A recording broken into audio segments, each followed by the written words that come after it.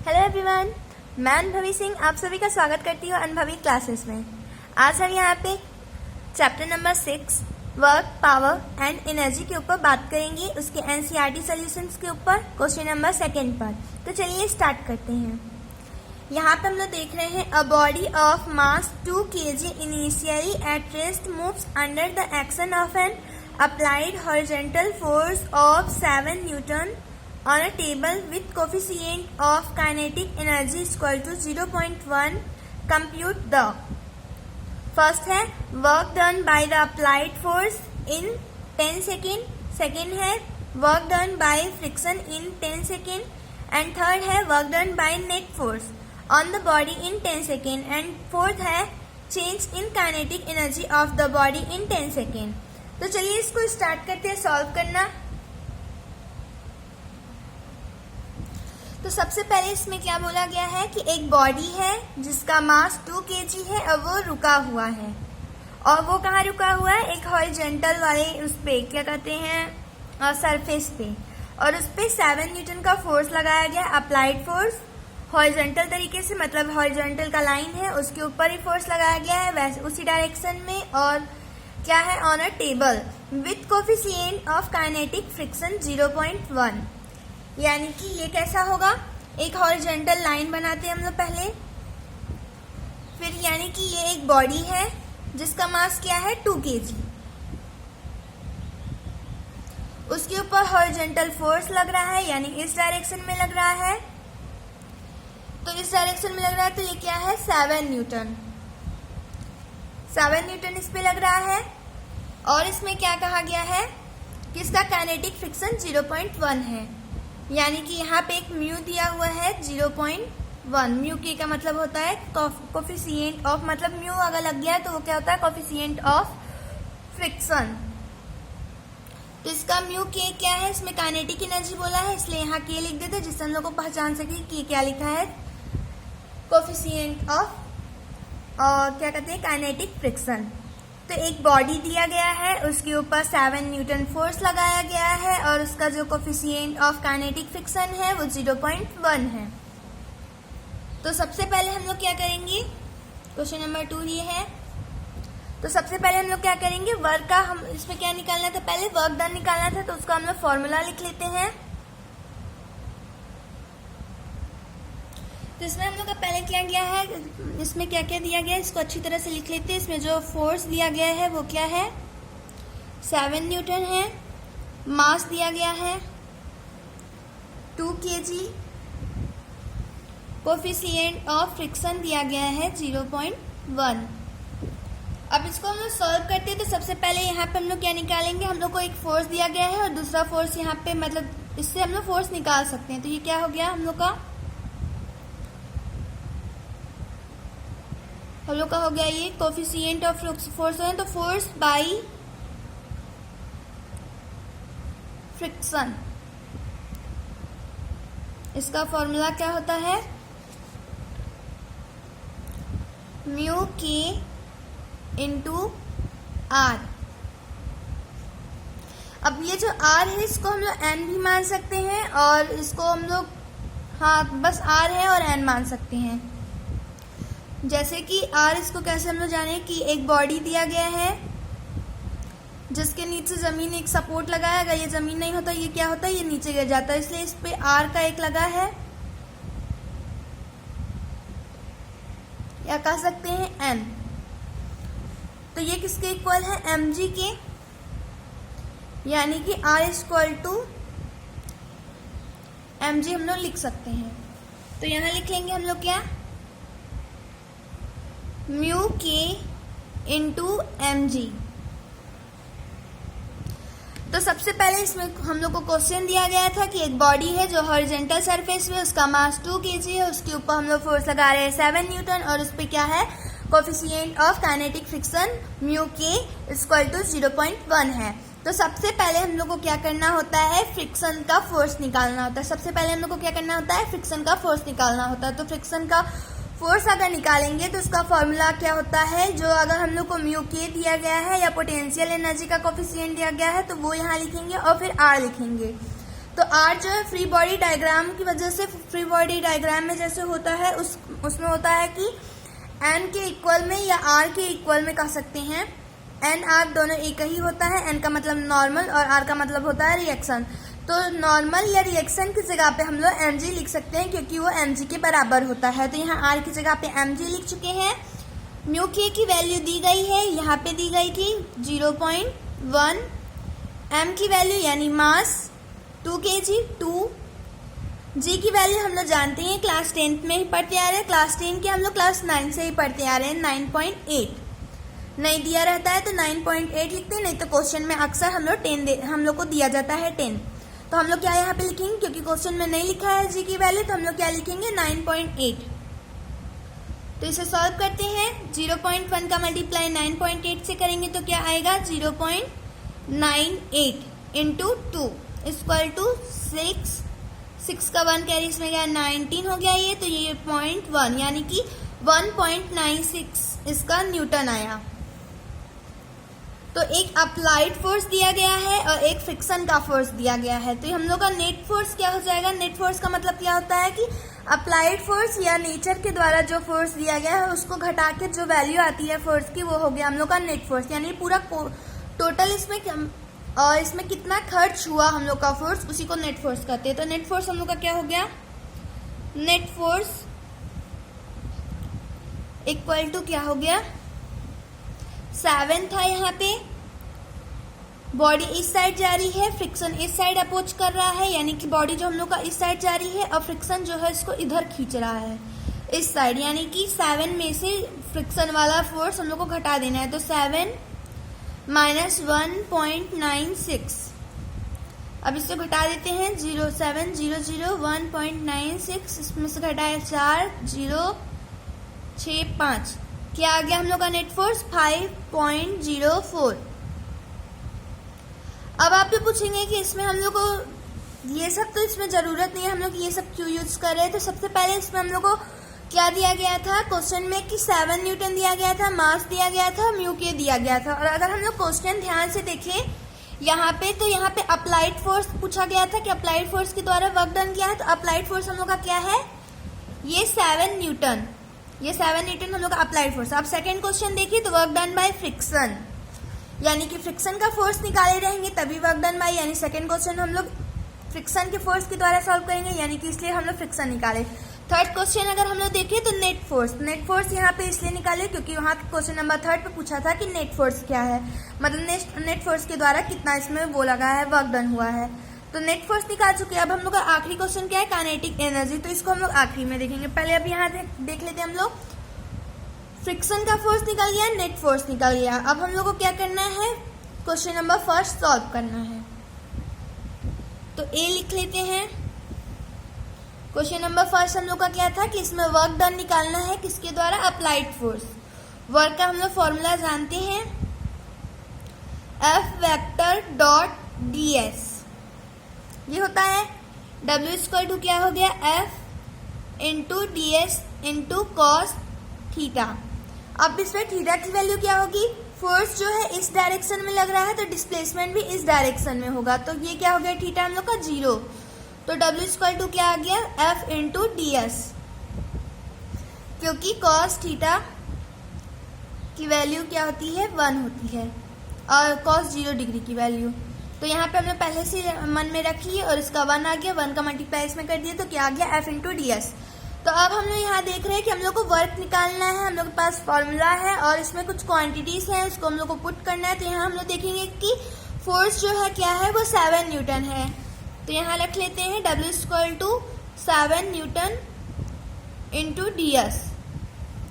अब ds क्या है, डिस्प्लेसमेंट, तो इसमें जो हम लोग का क्या है, डिस्प्लेसमेंट दिया नहीं गया। तो अब हम लोग को क्या करना है, डिस्प्लेसमेंट निकालना है।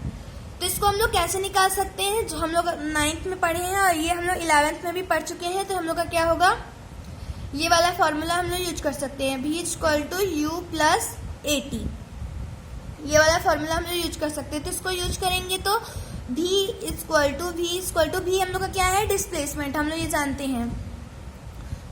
और नहीं तो इसमें क्या है, V इक्वल टू वेलोसिटी है, हम लोग का वेलोसिटी है, तो इसमें हम ये वाला फॉर्मूला नहीं, इसको हम लोग ये वाला करते हैं कि S equal to UT plus half AT square, ये तुम लोग जानते हैं कि एस का मतलब क्या होता है डिस्टेंस, यू का मतलब होता है इनिशियल वेलोसिटी, टी का मतलब होता है टाइम, ए का मतलब होता है एक्सलरेशन और टी स्क्वायर का तो हम लोग जान गए कि टी का मतलब टाइम होता है।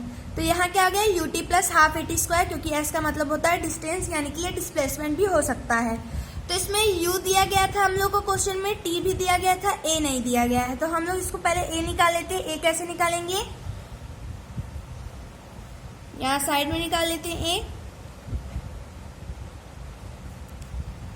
F इक्वल टू क्या होता है m इंटू ए। तो हम लोग क्वेश्चन नंबर फर्स्ट सॉल्व कर रहे हैं, यानी कि इसमें जो फोर्स होगा वो क्या होगा, अप्लाइड फोर्स होगा। क्वेश्चन नंबर फर्स्ट सॉल्व कर रहे हैं तो a की वैल्यू हम लोग कैसे निकालेंगे, F इक्वल टू क्या था हम लोग का, इधर जो हम लोग a के लिए निकालने की वैल्यू यूज करेंगे वो उसमें जो F लगेगा वो क्या लगेगा हम लोग का, नेट फोर्स वाला लगेगा। क्या लगेगा, नेट फोर्स वाला लगेगा। तो अब नेट फोर्स के लिए हम लोग क्या करेंगे, नेट फोर्स का वैल्यू हम लोग निकाल चुके हैं, क्या है 5.04। तो यहाँ लिख देते हैं 5.04 इक्वल टू मास क्या था 2 था इंटू ए हम लोग को निकालना है। तो a इक्वल टू क्या हो गया 5.04 अपॉन में 2 से इसको काटे तो कितना आया 2.52 आया मीटर पर सेकेंड स्क्वायर। a की वैल्यू हम लोग को क्या आ गई 2.52 मीटर पर सेकेंड स्क्वायर। तो अब इसको हम लोग यहाँ रख लेते हैं, यहाँ पे अच्छी तरह से लिख लेते हैं, यहाँ से हम लोग का स्टार्ट है। तो s इक्वल टू क्या हो गया u। अब क्वेश्चन आप लोग पूछेंगे कि u यहाँ पे तो दिया नहीं था, तो अब हम लोग u कैसे मान लिया कि इसमें u दिया हुआ है। तो यहाँ हम लोग देखिए कि a body of mass 2 kg initially at rest, initial का मतलब इनिशियल वेलोसिटी और एट रेस्ट का मतलब वो 0 है, यानी कि वो रुका हुआ है। और तो हम लोग का यहाँ पे क्या हो गया u हम लोग का हो गया 0। अब यहाँ देखिए तो क्वेश्चन में हर जगह 10 सेकेंड 10 सेकेंड 10 सेकेंड दिया गया है, यानी कि टाइम हम लोग का हो गया 10 प्लस हाफ। ए हम लोग निकाल लिए है 2.52, यहाँ लिख लेते हैं 2.52 इंटू टी क्या था हम लोग का 10 था, तो टी का स्क्वायर किए तो 100 हो गया। 0 का मल्टीप्लाई 10 से किए तो 0 आया, प्लस 2 का इससे कट किए तो क्या आया 1.46 आया। अब हम लोग इधर पहले देख लेते हैं कि ये क्या था 252 सही तो था, हाँ तो 1.26 होगा यहाँ पे 1.26 क्या हो गया हम लोग का 1.26 इंटू 100। अब इसका मल्टीप्लाई किए तो क्या आ गया 126 मीटर आ गया, यानी कि हम लोग का एस क्या आ गया 126 मीटर 126 मीटर। तो इसको हम अच्छी तरह से यहाँ लिख लेते हैं कि अप्लाइड फोर्स कितना था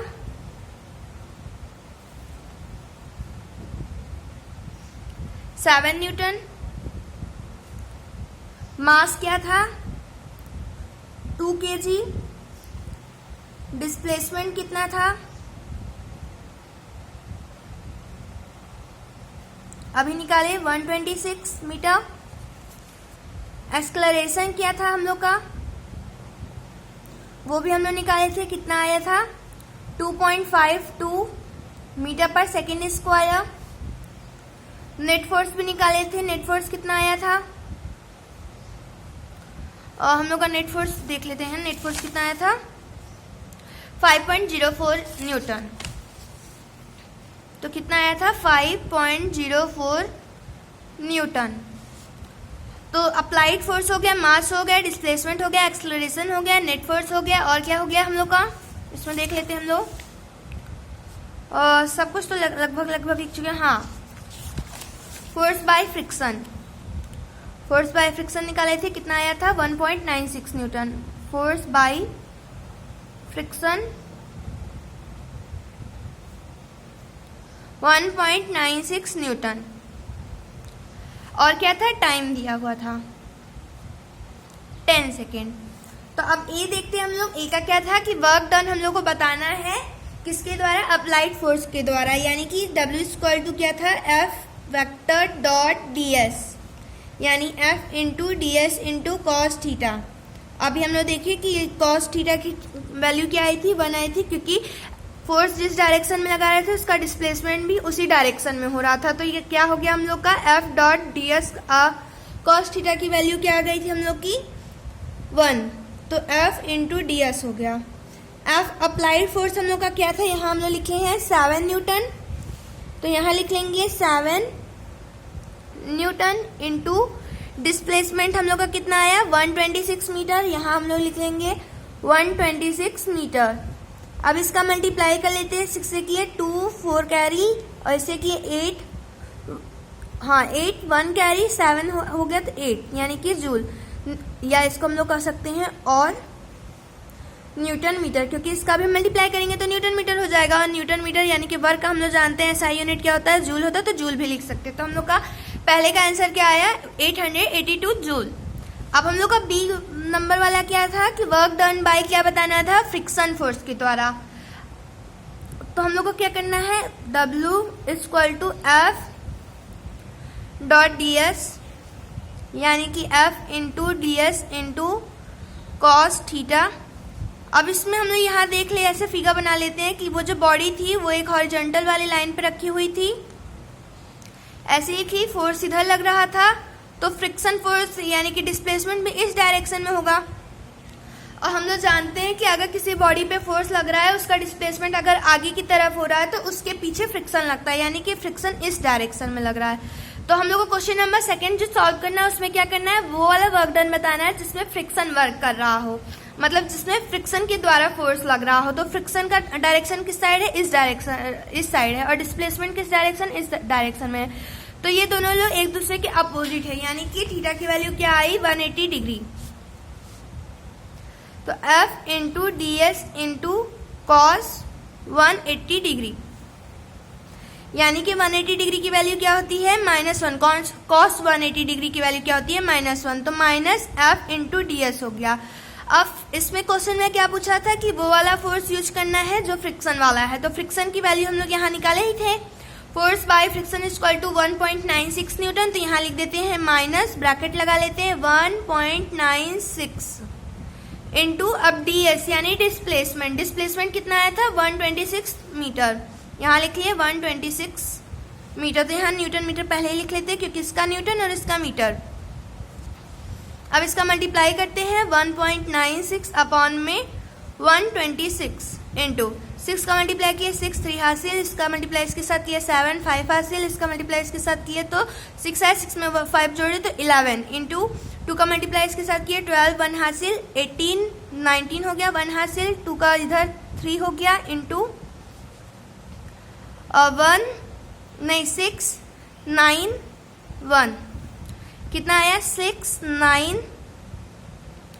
10 हो गया 16 1 हासिल, 10 13 14, हाँ तो 6 9 10 16 1 हासिल, 10 13 14 1 हासिल 2 पॉइंट लगा दिए। तो कितना आंसर आया हम लोग का माइनस में 246.9 जूल, ये हम लोग का क्या आया 2.469 जूल, नहीं 246.9 joule. Question number B solve हो गया हम लोग का। क्वेश्चन नंबर सी क्या था कि इसमें हम लोग को वो वाला वर्क डन बताना है जिसमें नेट फोर्स वर्क कर रहा हो, तो W = DS। अब इसमें जो नेट फोर्स है उसमें सबसे बड़ा वाला, पहली बात नेट फोर्स हम लोग का क्या था कि नेट फोर्स हम लोग का क्या ये था कि 7 न्यूटन में से हम लोग 1.96 न्यूटन यानी कि अप्लाइड फोर्स में से हम लोग कौन सा घटाए थे, फ्रिक्शन वाला, तो फ्रिक्शन वाला सबसे कम था, तो फ्रिक्शन वाला हम लोग नहीं लेंगे। तो जो हम लोग का अप्लाइड फोर्स था वो वाला डायरेक्शन मानेंगे, क्योंकि अप्लाइड फोर्स क्या था 7 न्यूटन था और हम लोग का friction by force by friction क्या था 1.96। तो हम लोग देख सकते हैं 1.96 और 7, इन दोनों में से 7 वाला जो है वो बड़ा है, यानी कि ये वाला जो फोर्स है वो बॉडी के ऊपर वर्क करेगा तो डिस्प्लेसमेंट जो है उसी वाले डायरेक्शन में जाएगा, जिस डायरेक्शन में ये फोर्स लग रहा है, तो हम ये वाला मानेंगे। तो क्या हो गया हम लोग का कि अप्लाइड फोर्स वाला क्या था हम लोग का इस डायरेक्शन में लग रहा था, तो यानी कि डिस्प्लेसमेंट भी इस डायरेक्शन में हुआ था, तो क्या आया हम लोग का कि थीटा = 0 आया, यानी कि F into D S into cos 0 degree. तो 1 आ जाएगा इसका, तो F इंटू डी एस ऐसे लिख सकते हैं हम लोग। अब नेट फोर्स के द्वारा करना था, तो नेट फोर्स कितना आया था 5.04 न्यूटन इंटू डी एस यानी कि 126। अब इसका मल्टीप्लाई करना है इसके साथ, तो यहाँ कर लेते हैं 5.04 इंटू 126 4 2 3 8001 405 4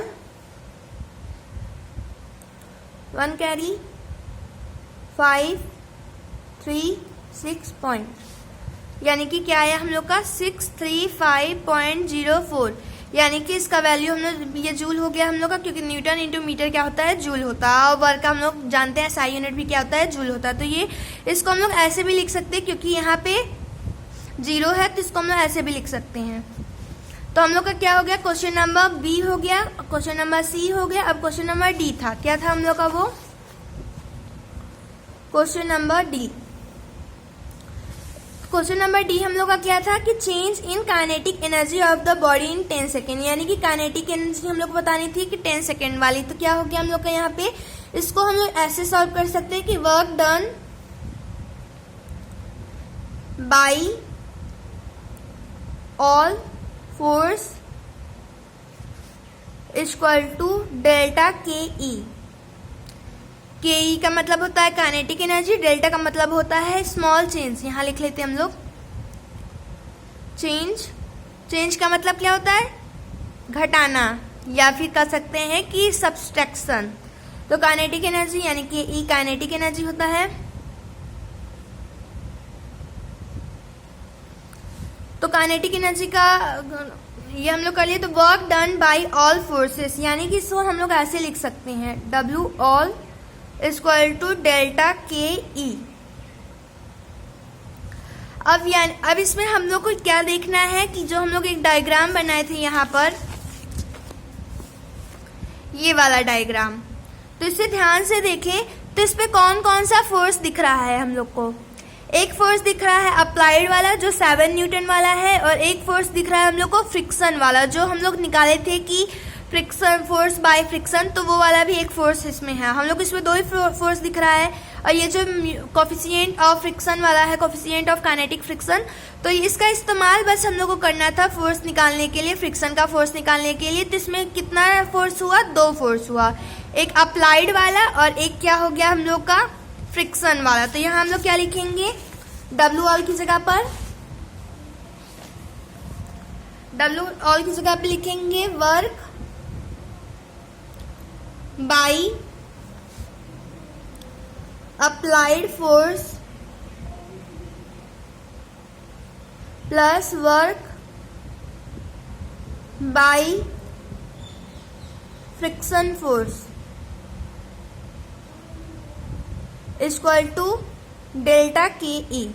ऐसे लिख सकते हैं। W ऑल का मतलब क्या होता है कि वो सारे वर्क जो ये जो पूरा बॉडी है उस पे लग रहा है। तो हम लोग अप्लाइड फोर्स का वर्क निकाले थे, और फ्रिक्शन फोर्स का बस यहाँ पे 2 ही फोर्स था, एक फोर्स और था नेट फोर्स।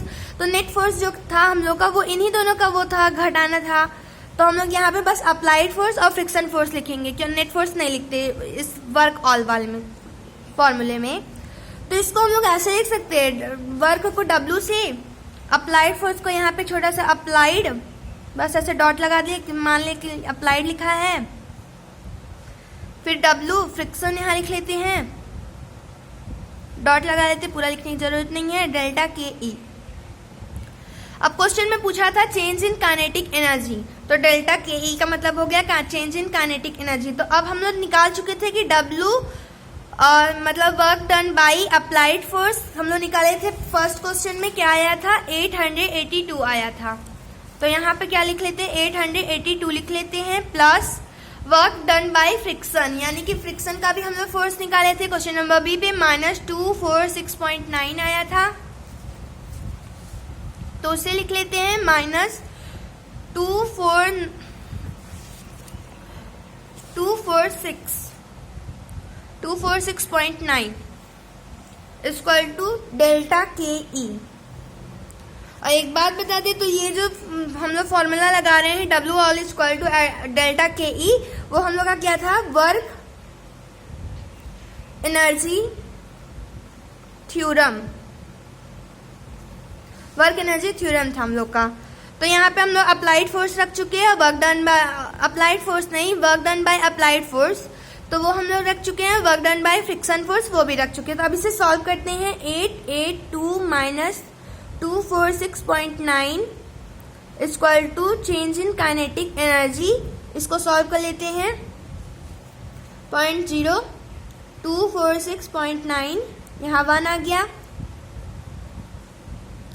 11 में से 6 गया 5, 7 हुआ, 7 में से 4 गया 3, 8 में से 2 गया 6, यानी कि कितना आया हम लोग का 635.1।